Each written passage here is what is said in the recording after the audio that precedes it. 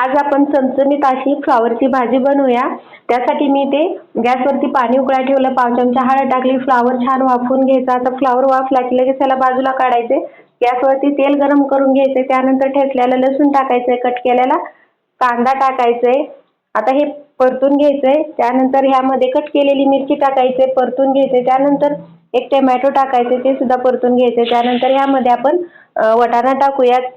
आता हे तेलामध्ये छान असं सगळे मसाले परतून घेऊया. आता ह्यामध्ये गरम मसाले टाकून घ्यायचे. त्यानंतर अर्धा चमचा गरम मसाला टाकायचा, अर्धा चमचा अंबारी मसाला टाकायचा, अर्धा चमचा धना पावडर टाकायचा, अर्धा चमचा लाल मिरची पावडर, अर्धा चमचा गरम मसाला टाकायचा. आता हे सर्व मसाले आपल्याला मिक्स करून घ्यायचे. त्यानंतर इथे कट केलेली आपल्याला कोथिंबीर टाकायची, ते सुद्धा असं छान तेलामध्ये मिक्स करून घ्यायचंय. त्यानंतर आता हे वाफलेला फ्लॉवर टाकायचे, ते सुद्धा आपल्याला तेलामध्ये छान परतून घ्यायचे. त्यामध्ये हळद मीठ टाकायचंय आणि मस्त त्याला मिक्स करून घ्यायचंय.